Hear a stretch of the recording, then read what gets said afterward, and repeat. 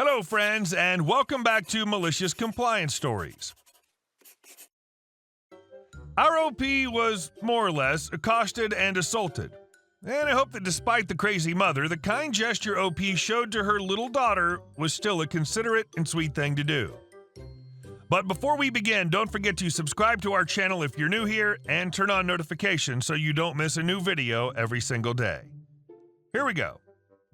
Entitled mother tried to steal my Easter eggs. I finally have my own entitled story, but I wish I didn't. So I, 20-year-old female, was out on the town a few days before Easter and decided to buy myself a few Easter eggs to help me get through a few assignments. University is hard without snacks. I wandered into a shop called Wilco, where the delicious chocolate eggs were 2 for 1. I quickly put a few small ones into my basket for my younger siblings and thought, heck, might as well treat myself to a few expensive chocolate eggs too. After feeling satisfied with my Easter haul, I popped into Cafe Nero for a nice hot chocolate, as living in England is quite cold in the springtime, and found a nice bench to drink it and watch some YouTube for 10 minutes while I enjoy my hot drink. About 5 minutes into this, a little girl about 8 came up to me, eyeing my Easter egg-filled bags, and asked about them as I had so many. I replied explaining that I bought some for my younger siblings, one being around her age. She then told me that her mom told her that the Easter Bunny hadn't gotten her any eggs this year because the shops had run out of stock. Confused and a little sad for this little girl, I offered her one of the smaller eggs that was meant for my younger sister. I bought her 2 and she couldn't have that much chocolate anyways. This little girl's face lit up so fast and I was happy that she was happy. I waved her goodbye as she ran back to her mother, who was standing like 7 feet away from us, and showed her the egg. I went back to my YouTube and hot chocolate. Not even a minute later, the entitled mother came rushing at me with an angry expression plastered on her face. Thinking I was in serious trouble as it just came to me how it looked of a grown woman offering a small child chocolate, I tried to explain the whole situation to her and that I wasn't a creep. But as soon as I opened my mouth, she started shouting at me saying, "If you're going to give my precious daughter an Easter egg, then you need to give her one of those," pointing at the expensive Lindt chocolate Easter eggs. I was totally surprised that I didn't know what to say. She then tried to take the bag from me. I said, "You aren't having those as I bought them for myself. I gave your daughter the smaller one because I had a spare. If you want the Lindt eggs, then Wilco has some left and have a deal on them." EM, "No, you will give me those. I don't have the money to buy them as I'm a single mother and can't afford that. Now give them here." Me, "No, if you can't afford them, then that's not my issue. I gave your daughter an egg and she can keep it. But now I need to get going." I wanted to get out of there ASAP. The EM then tried to grab the bag harder and pull it out of my hand, but she did it that hard that the bag snapped and it blew away. It was incredibly windy. I chased after it, caught it, and ran away with the rest of my bags. I looked back once and saw that she tried to chase me, but she had a trolley of shopping and the little girl, so she didn't get very far. I was so shaken that I headed straight back to my accommodation to type this up. And our second story. They sent me something I didn't ask for. I sent them something they didn't ask for. First off, let me say that I do not have a problem with religion or the Jehovah's Witnesses in general. Now, the particular witnesses that have been assigned to come knocking on my door are especially tenacious. Every time they came, I politely told them I'm not interested. Thank you anyway, and sent them on their way. As long as people are respectful and not pushy, I realize that everyone has a job to do or service hours or whatever it may be. That being said, when COVID hit, door-to-door must have been suspended because no one came around at all for months and months. Back in November of last year, we received a letter addressed to my youngest son, who was 14 at the time. Let's call them A. Smith.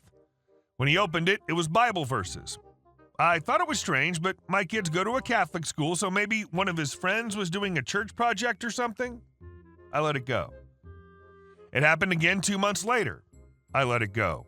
Another 2 months after that, it happens again. So I asked my son, "Brian, who the hell is this and why are they sending you this?" He says, "Mom, I don't know this person." Now I'm irritated. Number 1, because I don't want anyone contacting my children that they don't know. Number 2, I don't want people to use religious things that we do not want. It feels like a violation.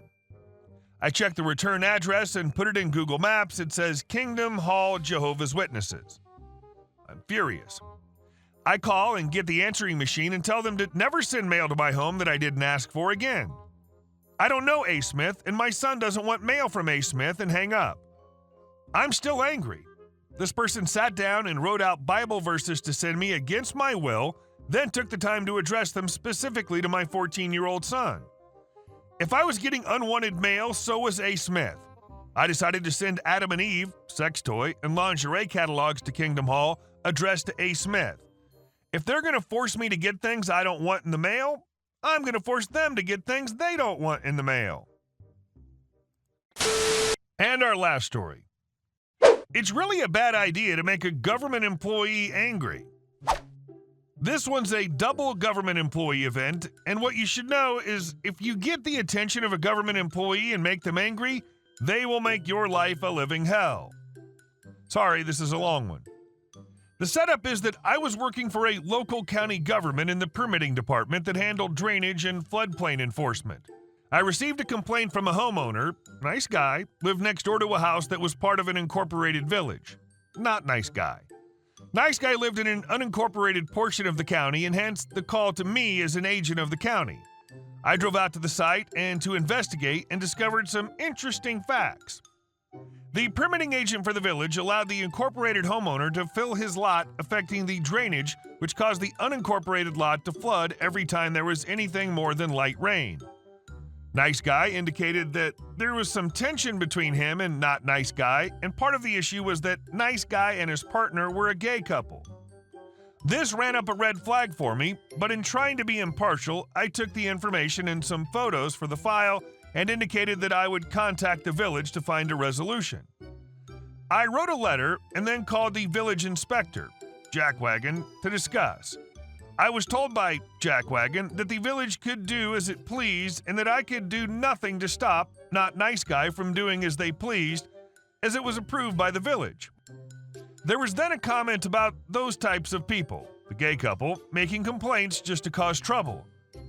I was now on the case, and it was time to make sure everything done on the incorporated lot was 100% legal.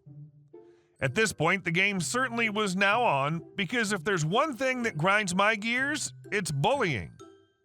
I went back out and spoke to Nice Guy to let them know what I was up to, and also that I was not going to let this slide. I then started investigating the elevations on the two lots and what fill had been placed on the incorporated lot. The Not Nice Guy came out and started getting belligerent about my presence and ongoing investigation. He incorrectly stated that I did not have jurisdiction over his lot and that he would be calling the police. I patiently listened and then pulled out my two-way radio and requested that the home base dispatch both a village and a county police unit to the location. I then indicated that since there was a regulatory floodplain on his lot, I did in fact have jurisdiction and that I would be exercising my right to determine the impact of his fill activities upon that floodplain. Both of the police units showed up, and I let them know what was going on. They were both appropriately agitated to have to waste their time and let Not Nice Guy know that I was within my authority to proceed with the investigation. A little while later, while I was measuring things, Jackwagon showed up. He started berating me about harassing the village resident and threatening calling my boss and filing a complaint and so forth. I invited him to do so, quoting which parts of the code he should indicate I was violating. I was using marking paint to show the limits of the floodplain for the photos for the file, and what do you know, Jackwagon's shoe got painted when he tried to stop me. Obviously, he was even more angry, as was the homeowner, due to very bright orange paint in the grass in his yard. I pointed out that I'd done the same on the neighboring lots, but they just kept complaining. It was actually marking chalk that comes off pretty easily. Interestingly, I found two really wrong things on Not Nice Guy's lot. One, there was a fill placed in the floodplain, and two, a garden shed was built on the fill and partially within the floodplain. Both are a big no-no and are actually against federal law. So the course of action had two parts. One, make the incorporated homeowner remove the fill and shed from the floodplain, and two, let Nice Guy place fill in their lot outside of the floodplain to counteract the fill remaining in Not Nice Guy's lot outside of the floodplain. I also told Nice Guy it'd be a good idea to run a field tile on their side to drain the water that would inevitably pond up between the two lots when it rained. Predictably, Not Nice Guy and Jackwagon got super angry when I sent the letter out that there were violations that either had to be corrected, remove, fill, and shed, or apply for a revision of the floodplain with the Army Corps of Engineers. Good luck with that.